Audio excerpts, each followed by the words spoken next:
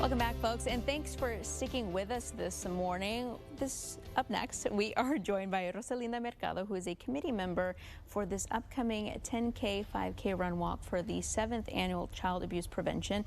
And we are also sitting down with Debbie Rodriguez, who is a representative from Maggie and Monica's house. So I want to thank you ladies so much for coming in this morning and chatting with us.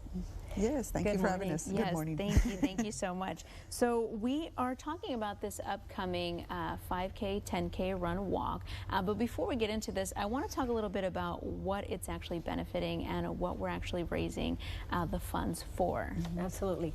So there's a couple of things that have happened in the last 7 years. When we first started the committee, we were all volunteers from all walks of life. So we have counselors in our committee, we have folks that are educators in our committee, and the original benefit, we don't have major sponsors, but what we would like to recognize is Harlingen CISD. Within Harlingen CISD, we have a Keys Academy. Okay. Inside Keys Academy, we have a teen parenting program. Okay. So the cause is to benefit that teen parenting program, but we also wanted to partner with an outside community member. In comes Maggie and Monica's house, because this is a child abuse prevention 5K, 10K run. We wanted to be able to show those young mothers that there was capacity that they had, abilities that they had, and training maybe that would be required. So the funds would be directed for them. But we also wanted to help the families across Cameron County be able to reach them and also let them know that they had support and resources should they need them in those dire circumstances. Wow, I think that's amazing. And for the entire 7 years that this has been working, has this been the partnership that it's been, or has it kind of shifted a little bit? It has shifted. Okay. As a matter of fact, the reason I started was along with Dr. Kathy Dittman and myself, we were members of a statewide nonprofit called Prevent Child Abuse Texas. Okay. And we were regionally connected to the Rio Grande Valley because this is where we reside. And so we decided as part of the fundraiser to locate a school and a group of students who would be able to benefit from the run, plus at that time Prevent Child Abuse Texas. 4 years later, we grew into the partnership. So this is the 3rd year that we've actually worked with Maggie and Monica's house to be able to work with them because Prevent Child Abuse Texas dissolved. We wanted to continue to stay and offer the same run still to the students in that community, but as well to another local community that could benefit from that. Of course. And tell me a little bit about Maggie and Monica's house.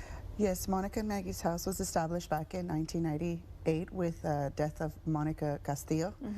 She's a 2-year-old that suffered abuse by her mother. So great people in the community got together and formed this agency in order because so many tips or so many clues to what happened to her were missed or were not, that nobody got to focus on certain things. Right. Different community members came together and formed Monica's house, and eventually the need became greater, unfortunately, and Maggie's house was born. I guess Maggie Dittman, her mother, Dr. Kathy Dittman, and Father Mark Dittman have been integral forces with our agency. They're constant advocates. They've fought for against child abuse through in the legislative level, and so we totally, with their constant support, they bring us into partnership with Harlingen CISD to do this great event that definitely benefits the services that we provide, which is the forensic interview, which is a major service that we provide for our agency. So the child has a place to come to, not the police station, not the attorney's office.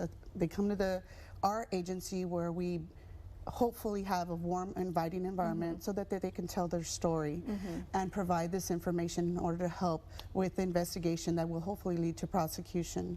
So every day, unfortunately, we see about 7 to 8 children a day. Wow. And so last year we reached over 1,200 children that came through our doors.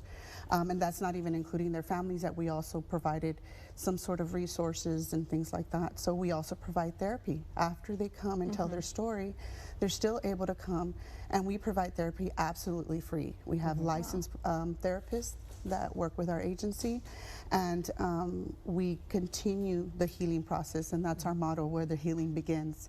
So as soon as they walk in that door, the healing starts. And so we make it a point to, when they come to our agency, to make them feel very warm, very welcome, and letting them know that their voice is going to be heard. Of course. And they are definitely welcome at our agency. Of course, and truly so important to have a place like that that is, again, as you mentioned, a warm and welcoming, a safe place, maybe when these children don't feel like they have a safe place. So I think it's absolutely wonderful, all the work and services that you're providing over there, and I think it's great that this partnership was born and that you guys are able to kind of work together and make change and do good for the community and kind of make sure that things are operating and working well so that you are servicing the community.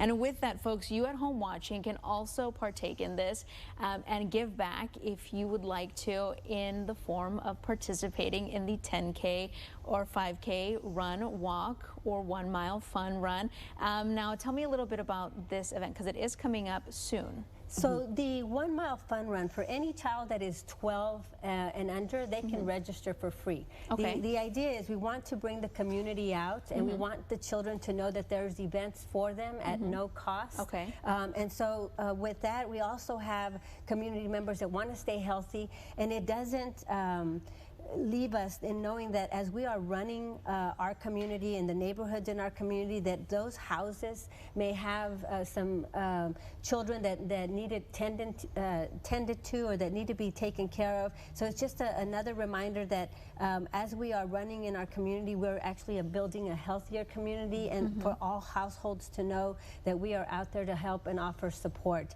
March 28th is when the event is happening, and the location is at Keys Academy with Harlingen CISD, and the start of the run and the end of the run happen at that very same location, and we are grateful for various community members who are supporting their times. There's going to be some free food, play areas for the children, face painting, so there's going to be it's a community-wide event for all morning that Saturday. Wonderful. And you can go to Facebook, and their handle is right there. That way it's easier for you to kind of find them. And then I believe there's a link there to kind of lead them to sign up for the race. That's right. One of our sponsors is Facebook, sorry, not Facebook, but Footworks in Harlingen. And Footworks in Harlingen, they can go in and locate one of the registrations to be able to register with us. Wonderful. That is coming up on March 28th, folks. I want to thank you both so much for coming in this morning and chatting with us.